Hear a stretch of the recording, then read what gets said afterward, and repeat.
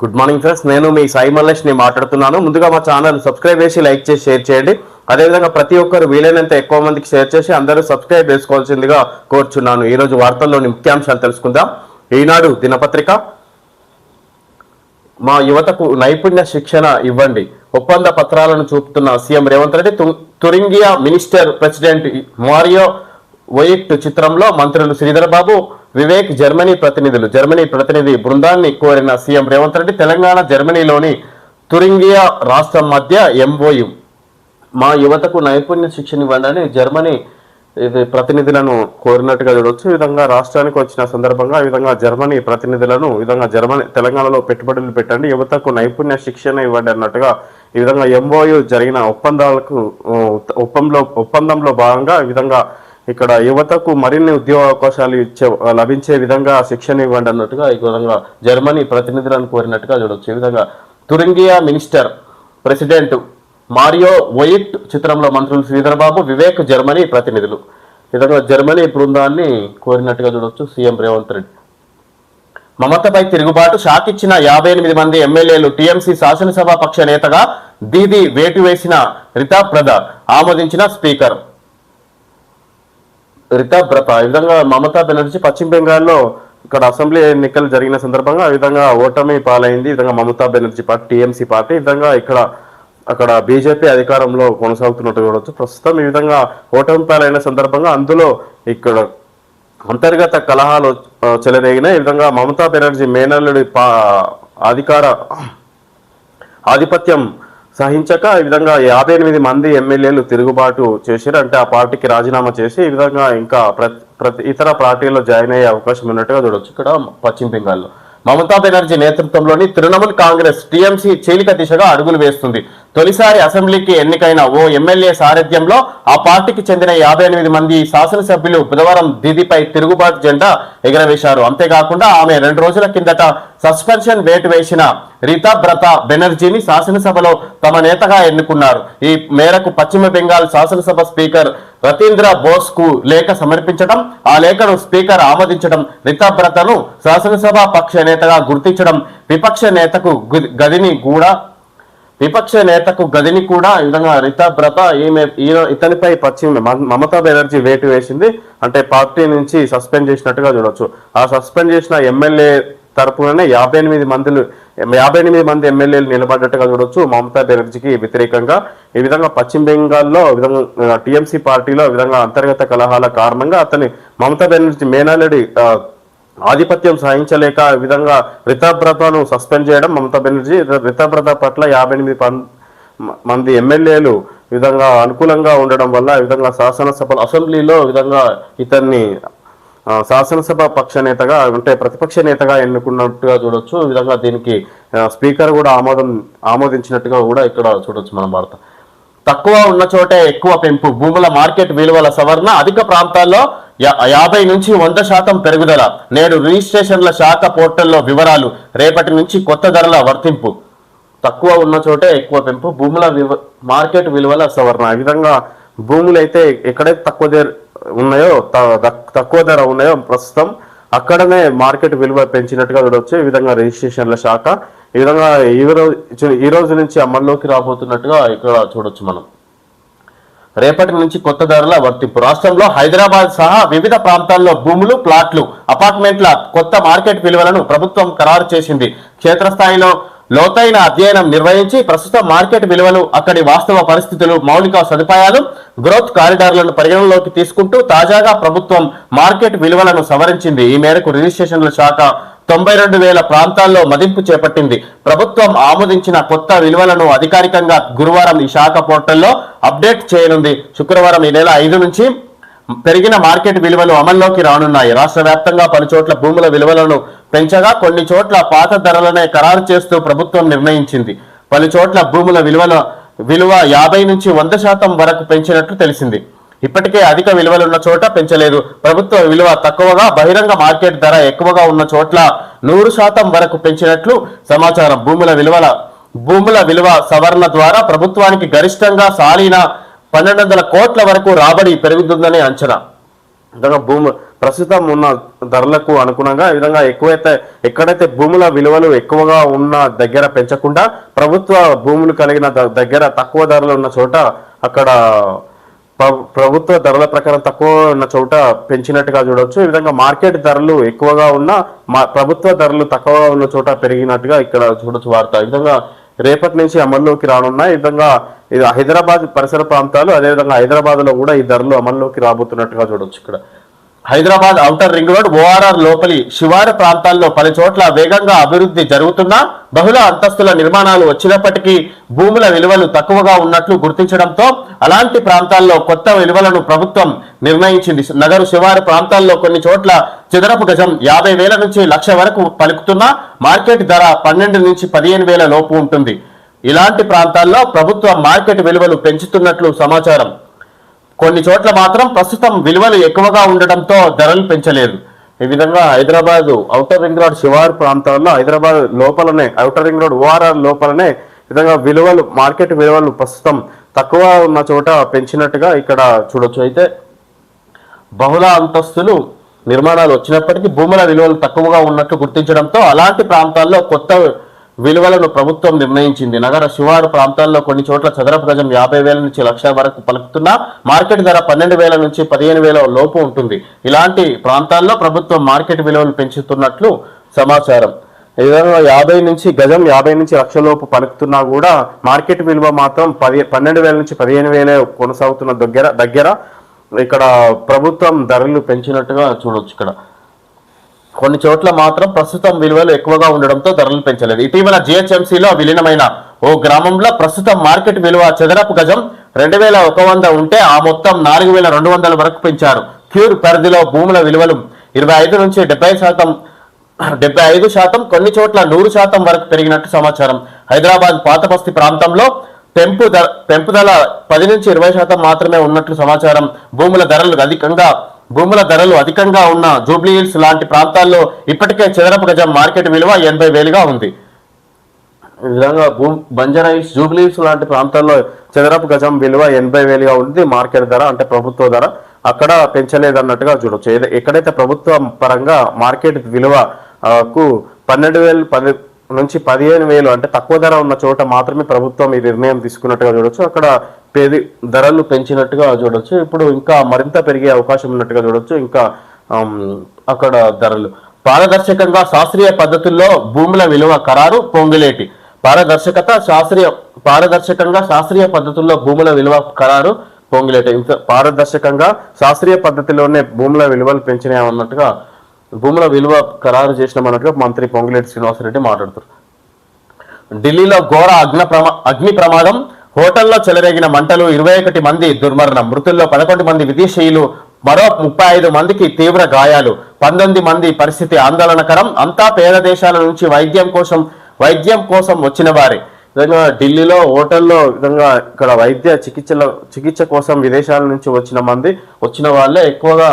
ఇందులో 11 మంది విదేశీయులు, మొత్తం 21 మంది దుర్మరణం. ఈ విధంగా సజీవ దహనమైనట్టుగా చూడొచ్చు. ఈ విధంగా అగ్ని మంటలు అనుకోకుండా చెలరేగడంతో అక్కడ హోటల్కు వచ్చిన వాళ్ళంతా, హోటల్లో ఉన్న వాళ్ళు ఇక్కడ అధికంగా గాయాల పాలయ్యారు. అదేవిధంగా 21 మంది సజీవ దహనమైనట్టుగా చూడొచ్చు. ఈ విధంగా హోటల్లో చెలరేగిన మంటలు, 21 మంది దుర్మరణం.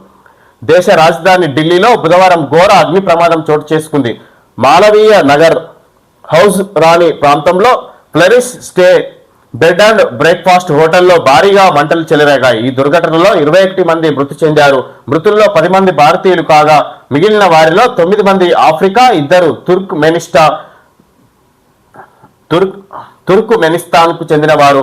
ఈ ప్రమాదంలో మరో 35 మంది గాయపడ్డారు. వివిధ ఆసుపత్రుల్లో చికిత్స పొందుతున్న వారిలో 19 మంది పరిస్థితి ఆందోళనకరంగా ఉంది. ఉదయం 8:50 సమయంలో చెఫ్ ఎలక్ట్రిక్ స్టవ్ వెలిగించిన సందర్భంగా మంటలు చెలరేగి ఒక్కసారిగా హోటల్ అంతా వ్యాపించాయి. సమాచారం అందుకున్న పోలీసులు, అత్యవసర సిబ్బంది ఘటనా స్థలానికి చేరుకొని సహాయక చర్యలు చేపట్టారు. ప్రమాదం నుంచి 58 మందిని కాపాడినట్లు అధికారులు తెలిపారు. విధంగా చెఫ్ ఎలక్ట్రిక్ స్టవ్ వెలిగించిన సందర్భంగా మంటలు చెలరేగి ఒక్కసారిగా హోటల్ అంతా వ్యాపించాయి. ఈ విధంగా చెఫ్ వంటలు చేసే సమయంలో చెఫ్ ఎలక్ట్రిక్ స్టవ్ వెలిగించడంతో ఈ విధంగా ఈ విధంగా షార్ట్ సర్క్యూట్ అయినట్టుగా చూడవచ్చు. ఒక్క దగ్గర వెలిగించడంతో ఆ మంటలు చెలరేయడంతో హోటల్ అంతా వ్యాపించినట్టుగా చూడవచ్చు. ఈ విధంగా హోటల్లో ఉన్న వాళ్ళు బయటికి వెళ్ళే పరిస్థితి లేకపోవడంతో ఈ విధంగా ఇక్కడ 21 మంది అందులోని సజీవ దహనమయ్యారు. ఈ విధంగా మిగతా వాళ్ళు గాయాల పాయాలు అయినట్టుగా చూడవచ్చు. అందులో ఇంకా 19 మంది పరిస్థితి ఆందోళనకరంగా ఉంది, విషమంగానే ఉంది. ఈ విధంగా వైద్య చికిత్సల నిమిత్తం వచ్చిన వాళ్ళు ఈ విధంగా అగ్ని కీలలకు బలైనట్టుగా చూడవచ్చు. ఈ సందర్భంగా తప్పించుకునే దారి లేక హోటల్లో బస చేసిన విదేశీయులంతా సెంట్రల్ ఆసియా, ఆఫ్రికా నుంచి స్థానికంగా వైద్య చికిత్స కోసం వచ్చినట్లు అధికారులు వెల్లడించారు. హోటల్ భవనం నుంచి బయటకు వెళ్లేందుకు ఒకటే మార్గం ఉండడంతో తప్పించుకునే దారి లేక ఎక్కువ ప్రాణ నష్టం సంభవించింది. బాధితుల్లో కొందరు హోటల్ భవనం పై నుంచి కిందకు దూకి ప్రాణాలు కాపాడుకున్నట్లు స్థానికులు తెలిపారు.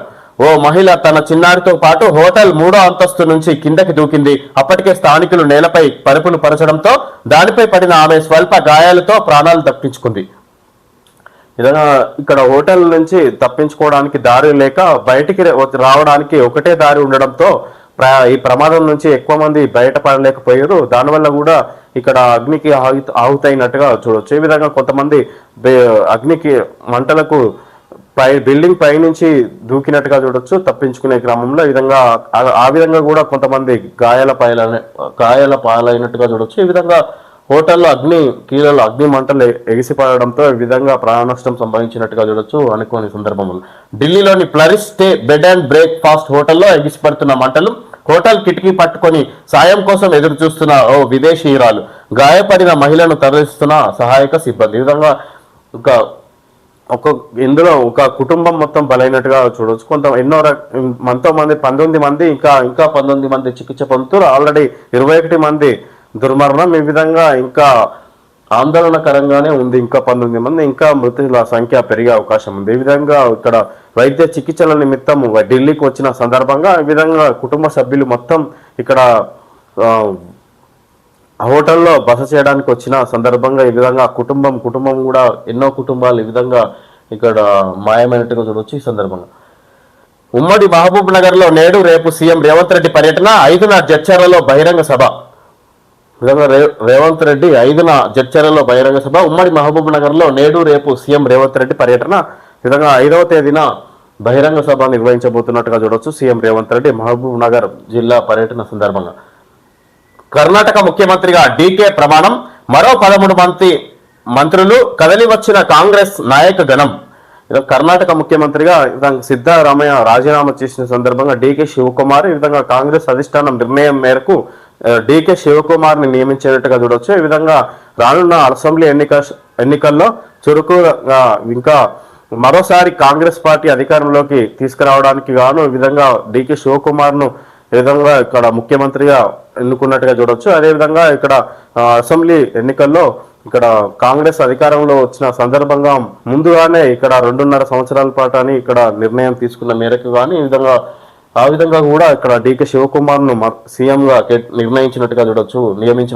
ఈ విధంగా ఈ ప్రమాణ స్వీకారానికి కాంగ్రెస్ అగ్ర నాయకులు హాజరైనట్టుగా చూడొచ్చు. ఇక్కడ మరో 13 మంది మంత్రులు, కదిలి వచ్చిన కాంగ్రెస్ నాయక గణం.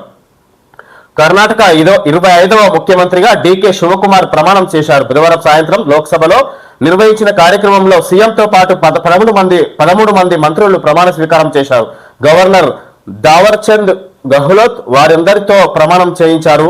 పట్టు వస్త్రాలు చేతిలో రాజ్యాంగ ప్రతితో కార్యక్రమానికి హాజరైన డీకే శివకుమార్ తన ఆరాధ్య దైవం వీర గంగాధర అజ్జయ్య పేరిట ముఖ్యమంత్రిగా ప్రమాణం చేశారు. అంతకుముందు ఆయన మాజీ ప్రధాని దేవగౌడ, మాజీ ముఖ్యమంత్రి యడియూరప్పల నివాసాలకు వెళ్లి ఆశీర్వాదం తీసుకున్నారు. తెలంగాణ, కేరళ, హిమాచల్ ప్రదేశ్ ముఖ్యమంత్రులు రేవంత్ రెడ్డి, విడి సతీశన్, సుఖ్వీందర్ సింగ్ సుక్కు, ఏఐసిసి అగ్రనేతలు రాహుల్ గాంధీ, మల్లికార్జున ఖర్గే, ప్రధాన కార్యదర్శులు కేసీ వేణుగోపాల్, రణ్దీప్ సుర్నేవాలా, కర్ణాటక మాజీ సీఎం సిద్ధరామయ్య, తెలంగాణ ఉప ముఖ్యమంత్రి బట్టి విక్రమార్క, హైకోర్టు ప్రధాన న్యాయమూర్తి జస్టిస్ విభు బక్రుతో పాటు సినీ, క్రీడా, వ్యాపార రంగాల ప్రముఖులు ప్రమాణ స్వీకారానికి హాజరయ్యారు. అంతా సిద్ధరామయ్య బృందమే. మంత్రులుగా ప్రమాణం చేసిన 13 మందిలో 11 మంది గత 3 ఏళ్లుగా ఈ విధంగా ఇక్కడ సిద్ధరామయ్య బృందమే మంత్రులుగా ఎక్కువ మంది ఉన్నట్టుగా చూడొచ్చు. ఈ విధంగా సిద్ధరామయ్య మాజీ ఇక్కడ సీఎం గా రాజీనామా చేసిన తర్వాత డికే శివకుమార్ ప్రమాణ స్వీకారం చేసినట్టుగా చూడొచ్చు సీఎం కర్ణాటక ముఖ్యమంత్రిగా. ఈ విధంగా కాంగ్రెస్ అగ్రనాయకులు రాహుల్ గాంధీ, అదేవిధంగా మల్లికార్జున ఖర్గే, ఇతర రాష్ట్రాల కాంగ్రెస్ సీఎంలు హాజరైనట్టుగా చూడొచ్చు. ఇక్కడ మన సీఎం రేవంత్ రెడ్డితో పాటు బట్టి విక్రమార్క కూడా హాజరైనట్టుగా చూడొచ్చు ఈ కార్యక్రమానికి. ఏడాదిలోపు మోడీ పదవి పోతుంది, కీలక వ్యవస్థలో అంతర్గత తిరుగుబాటు, మోడీ షా ఎమర్జెన్సీ విధించొచ్చు, రాహుల్ సంచలన వ్యాఖ్యలు. ప్రధాని మోడీపై కాంగ్రెస్ అగ్రనేత రాహుల్ గాంధీ సంచలన వ్యాఖ్యలు చేశారు. తన అంచనా ప్రకారం మరో ఏడాదిలోపు మోడీ ప్రధానిగా ఉండరని ఆయన అన్నారు. ఇప్పటి వరకు మోడీ నియంత్రణలో ఉన్న వ్యవస్థలు అంతర్గతంగా కుదేలవుతుండడమే అందుకు కారణమన్నారు. ఇక్కడి ఇందిరా భవన్ లో ఆదివాసీ కాంగ్రెస్ ఆధ్వర్యంలో నిర్వహించిన కార్యక్రమంలో గిరిజన నేతలతో మాట్లాడుతూ రాహుల్ ఈ కీలక వ్యాఖ్యలు చేశారు. విధంగా ఏడాదిలోపు మోడీ పదవి పోతుంది అన్నట్టుగా మాట్లాడుతున్నారు. ఈ విధంగా ప్రస్తుతం ఆయన చేతుల్లో ఉన్న కీలక వ్యవస్థలు కూడా చేజారిపోవడంతో ఇక్కడ దీని పరిస్థితి అర్థమవుతుంది అన్నట్టుగా చెప్పుకొస్తారు. ఈ విధంగా ప్రస్తుతం ఇక్కడ చమురు ధరలు పెరగడంతో ఈ విధంగా యుద్ధం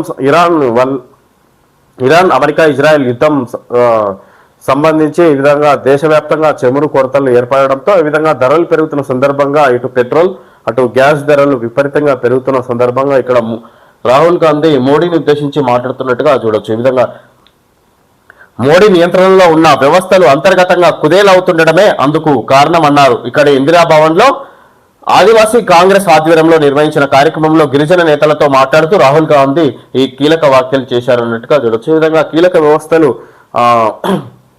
కుదేలవుతుండడంతో ఈ విధంగా మోడీ నియంత్రణలో ఉన్న కీలక వ్యవస్థలు కుదేలవుతుండడంతో ఈ విధంగా అర్థమవుతుంది అన్నట్టుగా పరిస్థితి తారుమారు అయ్యే అవకాశం ఉంది. రానున్న సంవత్సరం కాలంలో ప్రధాని మోడీ పదవి నుంచి తప్పుకునే అవకాశాలు ఉన్నాయన్నట్టుగా చెప్పుకొస్తారు. ఈ విధంగా రాహుల్ గాంధీ మాట్లాడుతూ ప్రధాని నరేంద్ర మోడీని నిర్దేశించి కాంగ్రెస్ పాలన డిజాస్టర్, తెలంగాణకు మొదటి శత్రువు ఆ పార్టీనే, రాష్ట్రంలో మోడీ రేవంత్ జోడీ ప్రభుత్వం, తెలంగాణ ఓజీ కేసీఆర్ పవన్ కళ్యాణ్ గుర్తుపెట్టుకో, తెలంగాణ ఇక్కడి భూమిపుత్రుల జాగీరే, మీట్ ది ప్రెస్ లో బారాస కార్యనిర్వాహక అధ్యక్షుడు కేటీఆర్.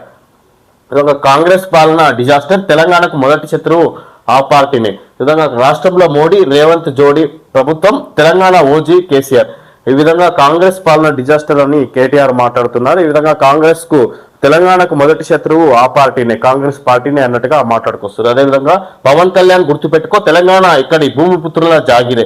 ఈ విధంగా ఇక్కడ పవన్ కళ్యాణ్ బహిరంగ సభ నిర్వహించడానికి ఇక్కడ ప్రయత్నాలు చేయడంతో ఇక్కడి నాయకులు పెద్ద ఎత్తున తిరస్కరించడంతో ఈ విధంగా ప్రెస్ మీట్ బహిరంగ మీడియాల ద్వారా తీవ్ర వ్యతిరేకత తెలియజేయడంతో ఈ విధంగా పవన్ కళ్యాణ్ మీడియా సమావేశంలో మాట్లాడడం జరిగింది. ఈ విధంగా మీ అయ్య జాగీరా అన్నట్టుగా ఇక్కడ రాజకీయ నాయకులను ఉద్దేశించి మాట్లాడిన సందర్భంగా ఈ విధంగా భూమిపుత్రుల జాగీరే అన్నట్టుగా, తెలంగాణ భూమిపుత్రుల జాగీరే అన్నట్టుగా ఇక్కడ కేటీఆర్ స్పందించినట్టుగా చూడొచ్చు. పవన్ కళ్యాణ్ ఉద్దేశించి మీట్ ది ప్రెస్ లో బారాస కార్యనిర్వాహక అధ్యక్షుడు కేటీఆర్. 9.5 ఏళ్ల బారాస పాలనలో అద్భుతమైన ప్రగతి సాధించిన తెలంగాణ 2.5 ఏళ్ల కాంగ్రెస్ పాలనలో తిరోగమనంలో నడుస్తుంది. పాలన చేతగాని ముఖ్యమంత్రి రేవంత్ రెడ్డి గత ప్రభుత్వంపై నెపం నెడుతున్నారు. ఈ ప్రభుత్వ నినాదమే రైజింగ్, పాలన మాత్రం డిజాస్టర్. దశాబ్దాల తరబడి తెలంగాణకు మొదటి శత్రువు కాంగ్రెస్సే. తెలంగాణ వాదులపై తుపాకులు ఎక్కుపెట్టి చంపింది. వందల మంది తెలంగాణ బిడ్డల ప్రాణాలను బలిగొన్నది. చివరకు తెలంగాణ ఏర్పాటును తీవ్రంగా వ్యతిరేకించిన రేవంత్ రెడ్డిని ముఖ్యమంత్రిని చేసింది కూడా ఆ పార్టీనే అని బారాస కార్యనిర్వాహక అధ్యక్షుడు కేటీఆర్ ధ్వజమెత్తారు. పవన్ కళ్యాణ్ సినిమా ఓజీని ప్రస్తావిస్తూ తెలంగాణ ఓజీ కేసీఆర్ రాష్ట్రాన్ని రక్షణ కవచంలో ఆయన కాపాడుకుంటారు. ఎప్పుడు రావాలో ఆయనకు బాగా తెలుసు అని తెలిపారు. బుధవారం సోమాజిగూడ ప్రెస్ క్లబ్ లో నిర్వహించిన మీట్ ది ప్రెస్ కార్యక్రమంలో కేటీఆర్ మాట్లాడారు. ఈ విధంగా ఇక్కడ తెలంగాణకు మొదటి శత్రువు కాంగ్రెస్ పార్టీనే అని మాట్లాడుకొచ్చి ఈ విధంగా 9.5 ఏళ్ల పాలనలో తెలంగాణ అభివృద్ధి పదంలో నడిపించింది బీఆర్ఎస్ పార్టీ, ఆ విధంగా కృషి చేసింది. ఈ విధంగా 2.5 ఏళ్ల కాలంలో కాంగ్రెస్ పార్టీ తెలంగాణను తిరోగమనంలో నడిపించబోతుంది, ఈ విధంగా ముందుకు తీసుకెళ్లకపోతుంది అని రేవంత్ రెడ్డిని ఉద్దేశించి, ముఖ్యంగా కాంగ్రెస్ పాలనను ఉద్దేశించి మాట్లాడినట్టుగా చూడొచ్చు. గత కాంగ్రెస్ ఈ ప్రభుత్వ నినాదమే రైజింగ్, పాలన మాత్రం డిజాస్టర్ అన్నట్టుగా ఇక్కడ కాంగ్రెస్ ప్రభుత్వాన్ని ఉద్దేశించి మాట్లాడుతున్నారు. ముఖ్యంగా ఇక దశాబ్దాల తరబడి తెలంగాణకు శత్రువు కాంగ్రెస్ పార్టీనే, అలాంటి తెలంగాణ వాదులపై తుపాకులు ఎక్కుపెట్టి చంపింది. వందల మంది తెలంగాణ బిడ్డల ప్రాణాలను బలిగొన్నది. చివరకు తెలంగాణ ఏర్పాటును కూడా తీవ్రంగా వ్యతిరేకించిన రేవంత్ రెడ్డిని ముఖ్యమంత్రిని చేసింది అన్నట్టుగా ఆ విధంగా ఏదైతే తెలంగాణకు వ్యతిరేకంగా రేవంత్ రెడ్డిని ఉండడంతో ఆ వ్యక్తినే ఎంచుకున్నది కాంగ్రెస్ పార్టీ, తెలంగాణకు లాభం జరగకుండా చేసింది అన్నట్టుగా మాట్లాడుతూ ఇక్కడ కేటీఆర్. పవన్ కళ్యాణ్ సినిమా ఓజీని ప్రస్తావిస్తూ తెలంగాణ ఓజీ కేసీఆర్, రాష్ట్రాన్ని రక్షణ కవచంలో ఆయన కాపాడుకుంటారు, ఎప్పుడు రావాలో ఆయనకు బాగా తెలుసు అన్నట్టుగా మాట్లాడుతూ ఈ విధంగా బుధవారం సోమాజిగూడ ప్రెస్ క్లబ్ లో ఈ విధంగా కేటీఆర్ మాట్లాడడం జరిగింది. ఈ విధంగా కేసీఆర్ ఎప్పుడు రావాలో ప్రజల్లోకి అని ఆయనకు అన్ని తెలుసు అన్నట్టుగా మాట్లాడుతున్నారు. ఈ విధంగా ఖచ్చితంగా మోటార్లకు మీటర్లు పెడతారు, రైతన్నలకు ఉచిత విద్యుత్ అందించడానికి సీఎం రేవంత్ రెడ్డి తీవ్ర వ్యతిరేకి, రైతు డిస్కం పేరిట కుట్రలు చేస్తున్నారు. ఖచ్చితంగా మోటార్లు పెడతారు, విద్యుత్ రైతులు ఇక్కడ మోటార్ బావులకు ఖచ్చితంగా మీటర్లు పెడతారు. రేవంత్ తెలంగాణ రైతాంగానికి తీవ్ర వ్యతిరేకి అన్నట్టుగా మాట్లాడుతూ ఈ సందర్భంగా రేవంత్ రెడ్డిని ఉద్దేశించి కేటీఆర్ ఈ విధంగా మాట్లాడుతున్నట్టుగా చూడవచ్చు. ఇకపై పింఛన్లకు నగదు చెల్లింపులు ఉండవు, ఆగస్టు నుంచి నేరుగా లబ్ధిదారుల ఖాతాలో జమన.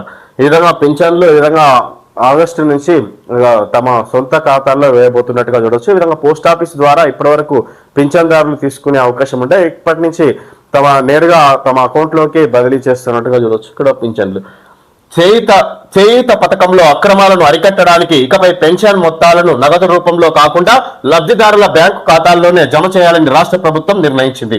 నగదు చెల్లింపుల విధానాన్ని నిలిపివేయాలని ఆదేశించింది. రాష్ట్రంలో 42 లక్షల మంది వృద్ధులు, వితంతువులు, దివ్యాంగులు, చేనేత, గీత కార్మికులు, ఇతర లబ్ధిదారులు చేయూత పెన్షన్లు పొందుతున్నారు. వీరిలో సగం మందికి బ్యాంకు ఖాతాల్లో నిధులు జమ అవుతుండగా దివ్యాంగులు, వృద్ధులకు పంచాయతీ కార్యదర్శులు, బిల్ కలెక్టర్లు నగదు రూపంలో పింఛన్ ఇస్తున్నారు. మిగిలిన వారికి ప్రతి నెల తపాలా ఖాతా ద్వారా సొమ్ము చెల్లిస్తున్నారు. నగదు చెల్లింపుల్లో అక్రమాలు జరుగుతున్నట్లు ఫిర్యాదులు వస్తున్నాయి. ఈ విధంగా ఇక్కడ ఇప్పటివరకు నగదు రూపంలో పోస్ట్ ఆఫీస్ ద్వారా తీసుకుంటున్నారు ఈ విధంగా పెన్షన్దారులు. ఇక్కడి నుంచి పూర్తి స్థాయిలో ఇక్కడ తమ అకౌంట్లో పొదుపు ఖాతా, సేవింగ్ ఖాతాలోనే వేసే అవకాశం ఉన్నట్టుగా చూడొచ్చు. పూర్తి స్థాయిలో ఈ విధంగా అక్రమాలకు తావివ్వకుండా పూర్తి స్థాయిలో పెన్షన్లు లబ్ధిదారులు పొందడానికి అవకాశం ఉండే విధంగా తమ అకౌంట్లో వేయడానికి నిర్ణయం తీసుకున్నట్టుగా చూడొచ్చు రాష్ట్ర ప్రభుత్వం. టీచర్లకు ప్రత్యేకంగా టెట్ ఏడాదికి 2 సార్లు నిర్వహణ. టీచర్లకు ప్రత్యేకంగా టెట్ ఏడాదికి 2 సార్లు నిర్వహణ అంటే ఆల్రెడీ ప్రభుత్వ ఉద్యోగం పొందిన వాళ్ళు టెట్ ఎగ్జామ్ నిర్వహిస్తారంట. ఏడాదికి 2 సార్లు నిర్వహణ అన్నట్టుగా చూడొచ్చు. ఇక్కడ 2 జాతీయ రహదారులకు కేంద్రం పచ్చజెండా. 4 వరుసలుగా ఆర్మూర్ జగిత్యాల, మంచిర్యాల జగిత్యాల కరీంనగర్ రోడ్లు. విధంగా ఆర్థిక వ్యవహారాల కేబినెట్ కమిటీ ఆమోదం. త్రిపుల్ ఆర్ ఉత్తర భాగంపై నిర్ణయం వాయిదా. తెలంగాణలో 2 జాతీయ రహదారులకు కేంద్రం పచ్చజెండా. ఈ విధంగా ఇక్కడ కేబినెట్ నిర్ణయంలో ఈ విషయాలను వెల్లడించినట్టుగా చూడొచ్చు. ఈ విధంగా తెలంగాణలో 2 జాతీయ రహదారులకు అనుకూలంగా నిర్ణయం తీసుకున్నట్టుగా చూడొచ్చు. 4 వరుసలుగా ఆర్మూర్ జగిత్యాల, ఆర్మూర్ నుంచి జగిత్యాల నుంచి మంచిర్యాల, అదేవిధంగా జగిత్యాల టు కరీంనగర్ రోడ్లు. ఈ విధంగా ఆర్థిక వ్యవహారాల కేబినెట్ కమిటీ ఆమోదం.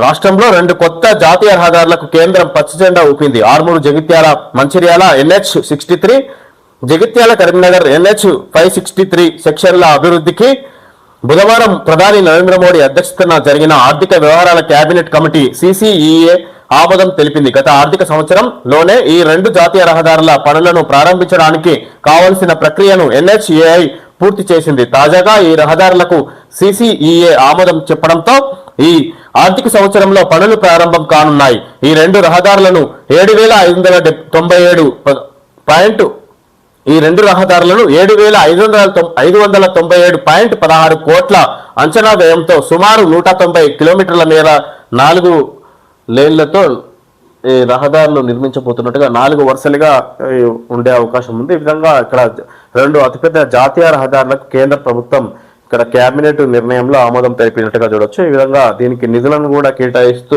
నిర్ణయం తీసుకున్నట్టుగా చూడొచ్చు కేంద్ర ప్రభుత్వం. తాగునీరు సరే, సాగుకు ఆగాల్సిందే. రిజర్వాయర్లలో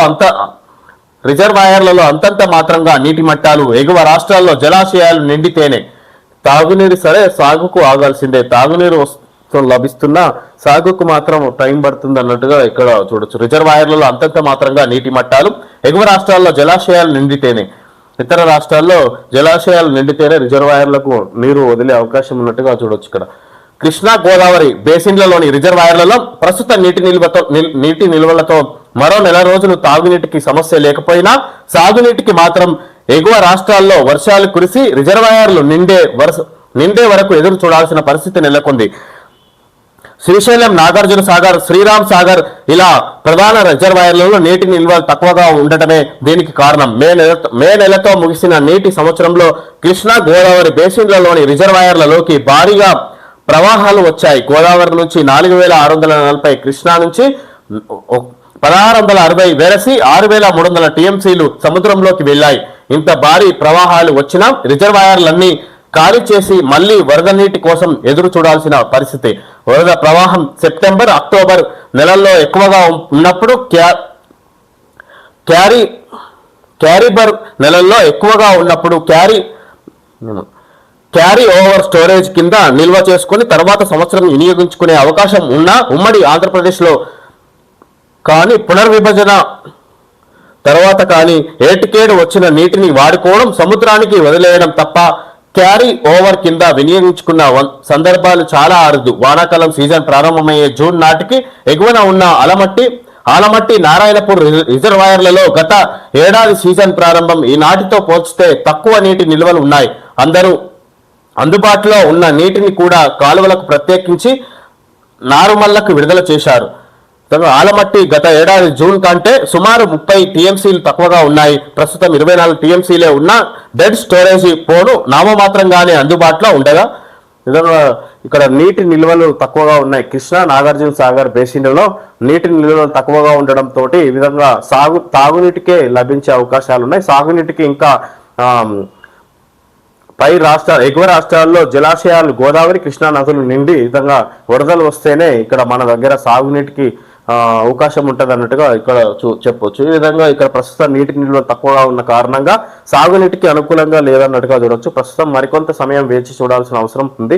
పెద్ద ఎత్తున వర్షాలు కురిస్తే ఈ విధంగా వరదలు రావడంతో ఈ విధంగా రిజర్వాయర్లు నిండినప్పుడు ఈ విధంగా పూర్తి అనుకూలం ఉంటుంది అన్నట్టుగా ఇక్కడ మన రిజర్వాయర్లోకి పెద్ద ఎత్తున నీటి ప్రవాహం వచ్చే అవకాశం ఉంటుంది. కాబట్టి అప్పుడు సాగునీటికి అవకాశం ఉంటుంది, పంటలు పండించుకోవడానికి అనుకూలంగా ఉంటుంది అన్నట్టుగా ఇక్కడ వార్త చూడొచ్చు మనం. ఇది సంగతి. టీఎంసీలో ముసలం ఈ విధంగా పశ్చిమ బెంగాల్ గురించి చేరి మమతా బెనర్జీ పార్టీలో ఈ విధంగా అంతర్గత కలహాలు రేగడంతో ఈ విధంగా ఇక్కడ ప్రతిపక్ష నేతగా మమతా బెనర్జీ ఎవరినైతే సస్పెండ్ చేసిందో పార్టీ నుంచి ఆ వ్యక్తినే ఈ విధంగా అక్కడ ప్రతిపక్ష నేతగా ఎన్నుకోవడం జరిగింది. అక్కడికి సంబంధించి ఎమ్మెల్యేలు ఈ విధంగా పశ్చిమ బెంగాల్ రాజకీయాలు ఈ విధంగా ఉన్నాయన్నట్టుగా చూడవచ్చు. ఓకే ఫ్రెండ్స్, ఈ రోజు వార్తల్లోని ముఖ్యాంశాలు తెలుసుకోవడం జరిగింది. Thank you friends.